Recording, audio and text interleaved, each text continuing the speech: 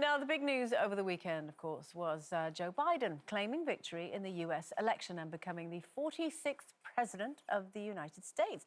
He did so alongside his running mate Kamala Harris, who has made history as the first woman to become vice president in the United States. During her victory speech, Kamala paid tribute to her late mum. And I don't know about you guys, but I cried. Yeah. How did you feel watching this historic moment? It's amazing, you know, it's amazing for so many different reasons, and I just feel like it will inspire many women, many young girls who are watching it, who, you know, they see themselves in her, and that's the most important in regards to representation. You know, when I think about, you know, my mother, I think the things that she definitely shaped how I am as a woman and as a parent. And I think there's things I take from her that, you know, compassion, or being loving, being caring. And the other things that I think I feel from the black community sometimes as women, black women, we are taught to be so strong. We see it from our grandparents, we see it from our mothers, our aunties, depending on whatever situations are going on. You know, they can sometimes be, you know, very dominant person in the family. And that is a part that I've kind to try and disassociate myself from.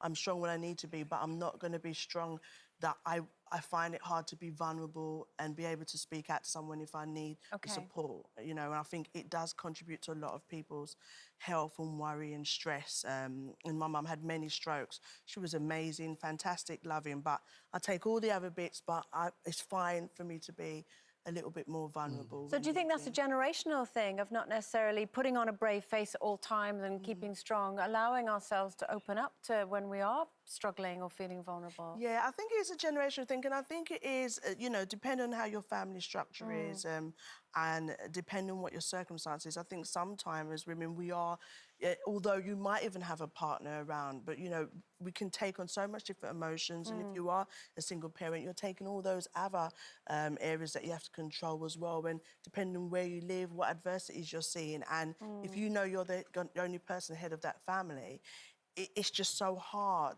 to be vulnerable. I've seen it a lot in many women, and I think that's one thing that I saw from my mum. She was strong, she was compassionate, she was loving, she was caring, but I wonder if she wasn't as strong, you know, would it have affected her health as much? So, you know, I'll take that from her. It's OK, you know, be strong, be amazing, but know when you can speak out to someone and say, you know, I'm a little bit tired or I need help. It's OK. Brenda, this must be a really difficult question to ask, because obviously you lost your parents at a really young age. I lost my mum and dad when I was 4. And, you know, but I do believe that has shaped me to be the woman that I am. I am somebody who's been raised to appreciate life and appreciate what you have and live life to the fullest. And so many people say, you always laugh and you're always smiling. And that's because I think there's been so much upset in my life from the age of 4.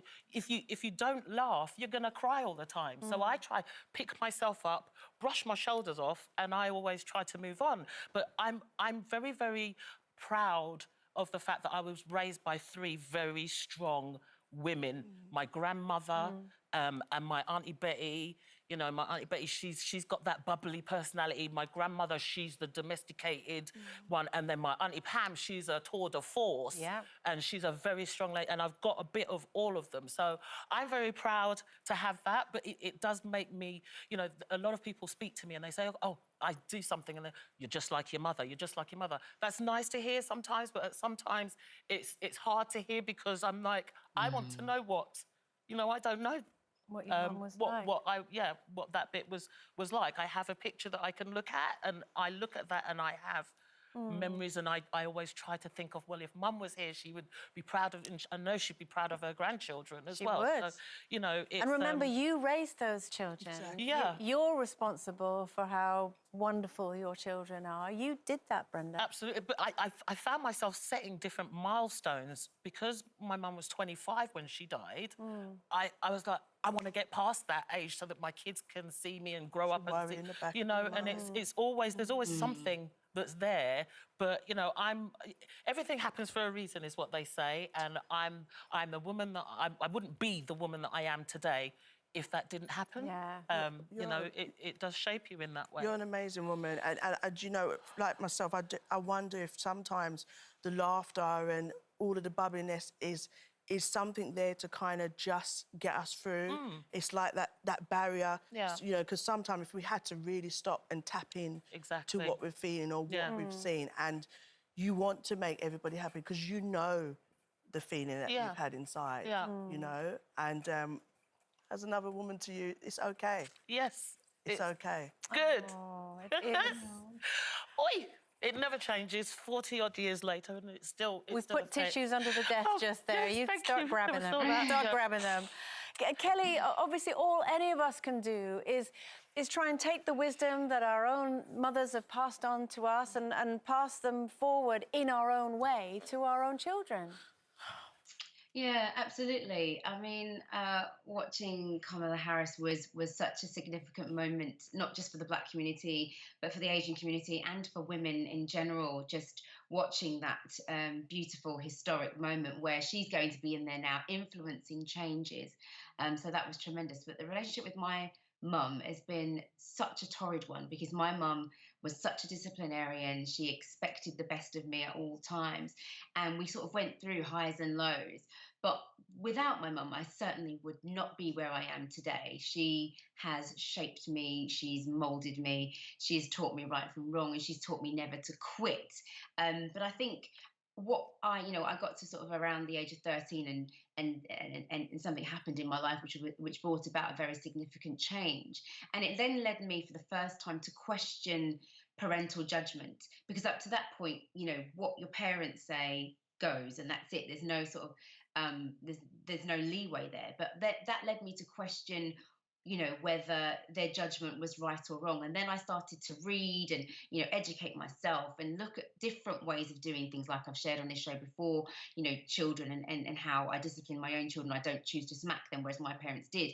And I've sort of tweaked along the way, taken the great things that they've shown me and tried to kind of, you know, I guess, evolve that the way that I'm raising my children. I've tried to bring an evolution to that, if that makes sense. I think that's how you try and parent, isn't it? Take on the wisdom that's been passed down to you, and I think also reflect that our environments, not only are the global environments that we're bringing our kids up are different to how our parents were bringing us up, but also our situations are different. You know. My mum is a wonderful mum, still is. I'm very fortunate that my mum is still around and I have a lovely relationship with her. But she had a different relationship with my dad. They met at 15, 16, still married. Clearly, I've been married 3 times and I have kids to 2 different fathers. So my parenting style will obviously be very different to hers because my environment is different. So some of the things she did with me wouldn't work in my environment now. So you have to sort of take those learnings, add in your own, mix it all together, do the best you can, and know you're going to mess them up in some way because none of us can get everything right. But you know what? I reckon if one day one of our daughters is standing being in this country would be Prime Minister, I think we'll have done an all right job. We'll have done an all right job.